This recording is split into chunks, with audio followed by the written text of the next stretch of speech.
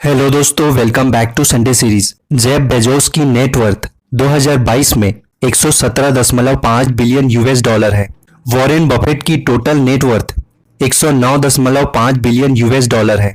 उसी तरह Bill Gates की नेटवर्थ भी 107.5 बिलियन यूएस डॉलर है। और अगर हम इनकी नेटवर्थ को कंबाइन कर दे उन 10 ऐसे छोटे कंट्रीज की जीडीपी के साथ, तो भी इन दोनों की नेटवर्थ के बराबर नहीं पहुंचती। अगर हम इनकी साथ वाली इमेज को देखें तो वे एक नॉर्मल मिडिल क्लास ही लगेंगे, जिनके कपड़े उतने भी महंगे नहीं लगते उनकी नेटवर्थ के हिसाब से। इनसे ज्यादा महंगे कपड़े तो हम में से ज्यादातर लोग पहना करते हैं और यही चीजें हमें उनके जैसा बनने से रोकती है।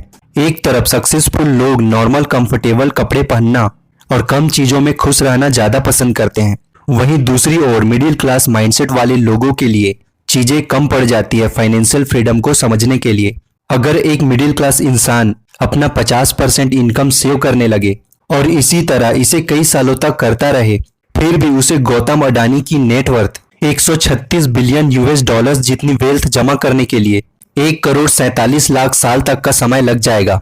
या फिर इलॉन मस्क की नेटवर्थ 199 बिलियन यूएस डॉलर जितनी वेल्थ जमा करने में 5 करोड़ साल का समय लग जाएगा, जो कि मुमकिन नहीं है अभी के टाइम में। तो हमें भी इस तरह की वेल्थ बनाने के लिए अपने समय को बेचने के बजाय अपने समय को खरीदने वाली नॉलेज को बढ़ाने पर फोकस करना चाहिए। भले ही हम उनके जितना वेल्थ ना बना पाए, पर इतना वेल्थ तो हम अपने लिए बना ही सकते हैं जिससे हमारी बची हुई लाइफ आराम से निकल जाए। जिसके लिए हमें रिच माइंडसेट और पुअर माइंडसेट को समझना होगा फाइनेंशियल फ्रीडम पाने के लिए। जिसके पास ज्यादा पैसा है वो शो ऑफ नहीं करना चाहते, और जिसके पास कम पैसा है वो लोन ले लेकर अपने लिमिट से बाहर जाकर शो ऑफ करना चाहते हैं, ताकि वे लोगों को दिखा सके कि वे भी अमीर हैं। इसलिए अगर हमें भी हेल्थी और वेल्थी दोनों बनना है तो ये सिर्फ हार्ड वर्क करने से होने वाला है नहीं। इसलिए हमें रिच माइंडसेट में जाने के लिए आज तक जो हम कर रहे थे उसको उल्टा करना शुरू करना होगा।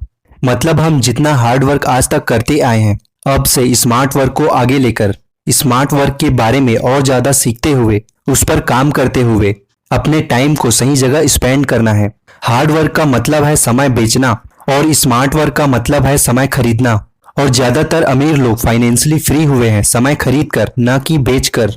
इसलिए हमें भी अगर अमीर बनकर फाइनेंशियली फ्री होना है तो हमें टाइम कंपनी के कुछ हिस्से को खरीदने वाली नॉलेज को सीखने पर ज्यादा समय देना चाहिए, क्योंकि जिस काम को हम सबसे ज्यादा समय देते हैं, समय भी हमें उतना ही ज्यादा समय देते हैं उस चीज को करने के लिए।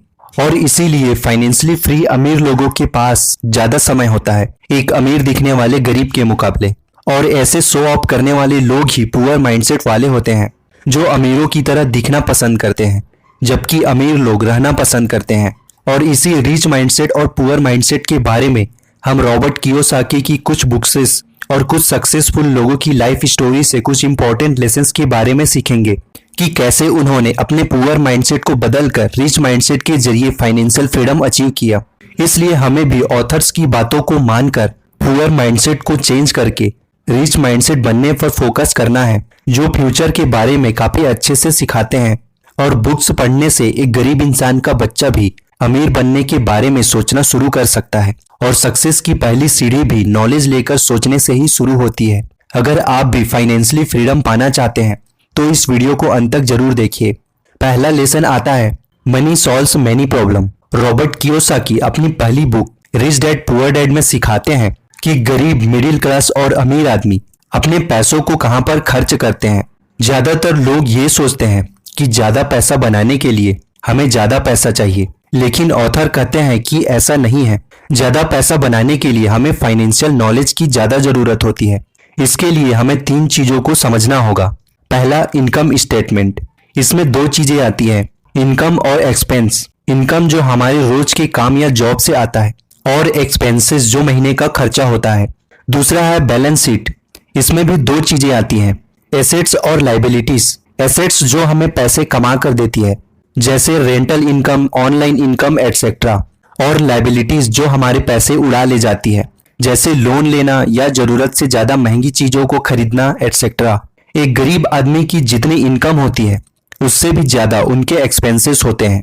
मतलब जो इनकम उनको मिलता है वो इनकम सीधा एक्सपेंसेस यानी जरूरत का सामान खरीदने में चला जाता है, जिसके चलते इनके पास ना एसेट्स होते हैं और ना ही लाइबिलिटीज। पर ये दोनों फाइनेंशियल नॉलेज से अचीव किया जा सकता है, जिसके बारे में हम नॉलेज देने की कोशिश करते हैं, जिसे सीख कर समझ कर कोई भी अपने आप को ग्रो कर सकता है। इसके बाद आते हैं मिडिल क्लास लोग, जो अमीर तो बन सकते हैं लेकिन फाइनेंशियल नॉलेज की कमी की वजह से ये एसेट्स की जगह लाइबिलिटीज लेने लगते हैं और रेट रेस में फंसे रहते हैं। जैसे ही इनके पास जॉब या अपनी छोटी दुकान से इनकम आती है और क्योंकि इन्होंने पहले से ही लाइबिलिटीज ले रखी होती है, जैसे कि home loan, car loan, credit card bills etcetera, तो पैसे आते ही ली हुई लाइबिलिटीज की किस्तें देने में चली जाती है। और फिर आता है एक्सपेंसेस, जैसे घर का राशन, बिजली बिल एटसेट्रा, जिसकी वजह से इनका एसेट्स कॉलम खाली रहता है और ये लोग भी रेट रेस में फंस जाते हैं। फिर आते हैं अमीर लोग, जो पहले से ही इतने एसेट्स बना चुके होते हैं जो उनके लिए और पैसे बना रहा होता है।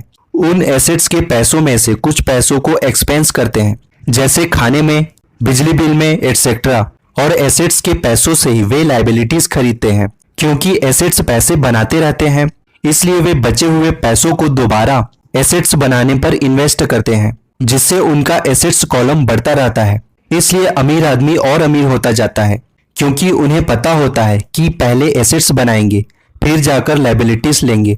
एक तरफ मिडिल क्लास माइंडसेट वाले पेरेंट्स अपने बच्चों को सिखाते हैं कि अमीर लोग अच्छे नहीं होते, वे लोग लालची और मतलबी होते हैं और पैसा ही हर प्रॉब्लम की जड़ है। दूसरी तरफ रिच माइंडसेट वाले पेरेंट्स अपने बच्चों को सिखाते हैं कि भले ही पैसा खुशी नहीं खरीद सकता, लेकिन गरीबी तो फिर कुछ भी नहीं खरीद सकती।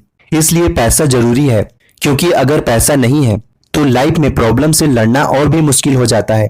ज्यादातर फाइनेंशियल फ्रीडम उन्हें ही मिलता है जो लक के बजाय अपने सही स्मार्ट वर्क और स्किल्स पर काम करते हुए आगे बढ़कर फाइनेंशियल फ्रीडम अचीव करते हैं। फाइनेंशियल फ्रीडम का मतलब 5 करोड़, 10 करोड़ या 100 करोड़ रुपए कमाना नहीं है। इसके बजाय हमें ये पता होना चाहिए कि हमारे लिए क्या जरूरी है और क्या नहीं। अगर हम इस चीज को समझ जाते हैं तो फाइनेंशियल फ्रीडम के लिए हमें करोड़ों रुपए की जरूरत नहीं पड़ती। ये फ्रीडम किसी के लिए 1 लाख पर मंथ हो सकती है और किसी के लिए 50,000 पर मंथ भी हो सकता है। फाइनेंशियल फ्रीडम का मतलब है कि हमारे पास इतने एसेट्स होने चाहिए जिससे हमारी बेसिक जरूरत का सामान, जैसे रोटी, कपड़ा और मकान के साथ आजकल हमें इंटरनेट भी चाहिए, इससे पूरे हो जाते हो। फाइनेंशियल फ्रीडम का मतलब सिर्फ बहुत ज्यादा पैसे कमाना नहीं होता, बल्कि हमें पता होता है कि हमारी जरूरत की चीजें क्या है और बचे हुए पैसों को हमें कहां पर इन्वेस्ट करना है। इसलिए हम सभी को फाइनेंशियल फ्रीडम पता होना चाहिए। लेकिन सिर्फ पता होने से कुछ नहीं होता।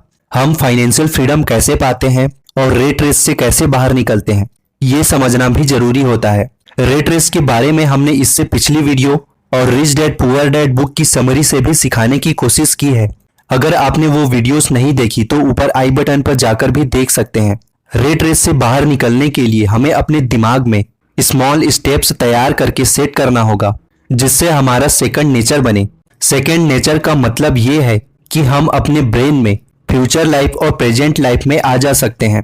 इसलिए 2 स्टेप्स पूरे होने के बाद हम ये समझते हैं कि हम अपना टाइम बेचकर तो अमीर नहीं बन सकते, हमें कोई ना कोई दूसरा एक्शन तो लेना ही पड़ेगा, जिससे हमारे पास लगातार पैसे आते रहे।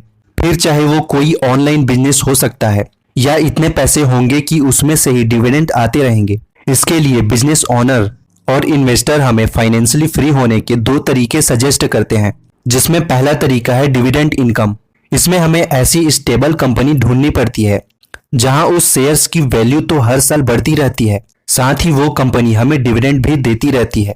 ये कुछ इस तरह से होता है कि मान लीजिए हमने एक घर खरीदा, अब इस घर की वैल्यू हर साल बढ़ती जा रही है, इसके साथ ही हर महीने हमें उससे रेंट भी आ रहा है। लेकिन कोई भी शेयर्स खरीदने से पहले हमें कंपनी के फाइनेंशियल फंडामेंटल को अच्छे से समझना चाहिए, तभी हम शेयर मार्केट में पैसा बना सकते हैं। दूसरा तरीका है फाइनेंशियल फ्रीडम की, जो बिजनेस ओनर्स हमें बताते हैं, जिनकी स्ट्रेटेजी ये होती है कि हमारे पास बिजनेस में इक्विटी होनी चाहिए जिसे हम ऑन करते हो, और जब भी इस बिजनेस को बेचा जाएगा या फिर इस कंपनी के शेयर्स मार्केट में लाए जाएंगे तो इतनी वेल्थ क्रिएट हो जाएगी जो हमें फाइनेंशियल फ्रीडम दिला देगी। या फिर अगर हम ऐसा नहीं करना चाहते तो एग्रीकल्चर या रियल एस्टेट के रेंटल इनकम से भी हम फाइनेंशियली फ्री हो सकते हैं। दूसरा लेसन आता है कीप मेकिंग एसेट्स। अमीर लोग अपने बच्चों को ये सिखाते हैं कि तुम उन चीजों पर ज्यादा फोकस करो जिसे रेप्लिकेट किया जा सके। हैरी पॉटर लिखने से पहले जेके रॉलिंग भी फाइनेंशियली बहुत ज्यादा स्ट्रगल कर रही थी, लेकिन हैरी पॉटर की ब्रांड बनने के बाद उन्होंने उस राइट्स का यूज किया और अपनी इनकम को रेप्लिकेट किया। इसके लिए उन्होंने हैरी पॉटर की जितनी बुक बिकती थी उसके लिए उन्हें रॉयल्टी मिलती थी। इसके बाद वे टॉयज कंपनी के पास गई और कहा कि आप हैरी पॉटर के टॉयज बनाओ और मुझे कुछ मिलियन डॉलर्स दे दो। उसके बाद वो इलेक्ट्रॉनिक आर्ट्स के पास गई और उनसे कहा कि आप हैरी पॉटर्स की गेम बनाओ और मुझे कुछ मिलियंस डॉलर दे दो। फिर वो यूनिवर्सल स्टूडियोज गई और कहा कि आप हैरी पॉटर का थीम पार्क बना दो और मुझे कुछ मिलियन डॉलर्स दे दो। इस तरह जेके रॉलिंग एक बार काम करके वह दूसरी इनकम सोर्स बनाकर भी पैसिव इनकम लेती रही हैं। Cash flow quadrant guide to financial freedom में रॉबर्ट कियोसाकी सिखाते हैं कि हम सभी लोग 4 तरह से पैसे कमा सकते हैं, जिसे वो एक कैश फ्लो क्वाड्रेंट से समझाते हैं, जिसमें होता है ESBI। ई का मतलब है एम्प्लॉय, एस का मतलब है सेल्फ एम्प्लॉय या छोटा बिजनेस, बी का मतलब है बड़ा बिजनेस और आई का मतलब है इन्वेस्टर। ऑथर कहते हैं कि फाइनेंशियली एजुकेटेड इंसान को बी और आई क्वाड्रेंट में होना चाहिए, क्योंकि ई और एस क्वाड्रेंट से अमीर बनना थोड़ा ज्यादा मुश्किल होता है। ई है एम्प्लॉय, जिसके पास जॉब है, जो अपने समय को बेचकर पैसे कमाते हैं। अगर ये काम करना बंद कर दे तो इनके पास पैसा आना भी बंद हो जाएगा। एस है सेल्फ एम्प्लॉय या स्मॉल बिजनेसेस। इसमें वो लोग आते हैं जिन्होंने अपना दुकान खोल रखा है और ये सोचते हैं कि खुद का काम करने पर मुझे फ्री टाइम मिलेगा। लेकिन ऑथर कहते हैं कि चारों में से एस और डिफिकल्ट होता है। जैसे कि किसी सक्सेसफुल डेंटिस्ट का क्लिनिक है, उनका काम जितना ज्यादा अच्छा होगा उतने ही ज्यादा पेशेंट उनके पास आते रहेंगे और वे उतने ही ज्यादा बिजी रहेंगे और फेस्टिवल में अपनी फैमिली को भी ज्यादा समय नहीं दे पाएंगे। इसके बाद है बी यानी बड़ा बिजनेस। ऐसे लोग अदर्स पीपल टाइम के लीवरेज का यूज करना अच्छे से जानते हैं, जो अपने काम को दूसरे से करवा सकते हैं, जो देश के लिए भी अच्छा है, जिससे लोगों को जॉब्स मिलती रहेंगी। चौथे नंबर पर आता है आई यानी इन्वेस्टर्स। ऐसे लोग अदर्स पीपल मनी का यूज करके पैसे बनाते रहते हैं और रॉबर्ट कियोसाकी ने भी ऐसा ही किया है। जब वे रियल एस्टेट में इन्वेस्ट किया करते तब खुद सिर्फ 10 से 20% ही पे करते और बाकी लोन ले लेते, जिसकी इंस्टॉलमेंट उन प्रॉपर्टीज की रेंटल इनकम से हो जाती और इन प्रॉपर्टीज को वे खुद मैनेज नहीं करते। मैनेज करने के लिए भी इनके पास एम्प्लॉयज होते हैं। रॉबर्ट कियोसाकी जब 12 साल के थे तब वे अपने रिच डैड और अपने दोस्त माइक के साथ बीच पर गए और जाते जाते उनके रिच डैड ने उन दोनों से कहा कि ये जो प्रॉपर्टी है ये मैंने खरीद ली है। ये सुनकर रॉबर्ट शॉक्ड हो गए और प्रॉपर्टी को देखने लगे। उन्हें यकीन नहीं हो रहा था कि रिच डैड इतनी महंगी प्रॉपर्टी कैसे खरीद सकते हैं, जबकि उस टाइम उनके रिच डैड इतने भी रिच नहीं थे। रॉबर्ट 12 साल के जरूर थे, पर वे समझते थे कि बीच वाली प्रॉपर्टी बहुत महंगी ही होगी। और रॉबर्ट के पुअर डैड जो कि PhD थे, जो गवर्नमेंट से हाई सैलरी लेते थे, वो भी इस प्रॉपर्टी को अफोर्ड नहीं कर सकते थे। तब रिच डैड ने उनके इस कंफ्यूजन को दूर किया और कहा कि असल में ये प्रॉपर्टी मैंने नहीं खरीदी बल्कि मेरी कंपनी ने खरीदी है। रॉबर्ट को काफी सालों के बाद समझ आया कि कैसे रिच माइंडसेट वाले लोग एसेट से एसेट्स बनाते रहते हैं। जहां रॉबर्ट समझाते हैं कि एक पुअर माइंडसेट वाला इंसान पैसे होने पर एक के बाद एक लायबिलिटीज पर पैसे खर्च करता है।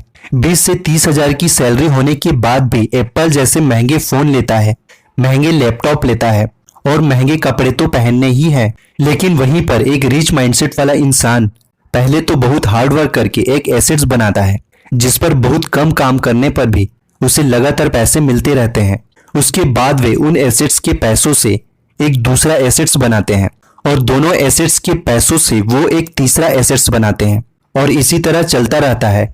और इसी तरह की एसेट्स इनकम को पैसिव इनकम भी कहते हैं। अगर आपने पैसिव इनकम की वीडियो नहीं देखी तो ऊपर आई बटन पर जाकर भी देख सकते हैं। और इसी तरह एसेट्स बनाते रहने के बाद एक टाइम ऐसा आता है जब पावर ऑफ कंपाउंडिंग का जादू चलने लगता है, जिससे और ज्यादा पैसे से पैसा कमाना और आसान हो जाता है। पावर ऑफ कंपाउंडिंग का मैजिक नॉलेज पर भी काम करता है। जब हम रोज थोड़ा थोड़ा नॉलेज लेते रहते हैं, फिर एक टाइम ऐसा आता है जब हमें कुछ चीजों के जवाब अपने आप ही मिल जाते हैं।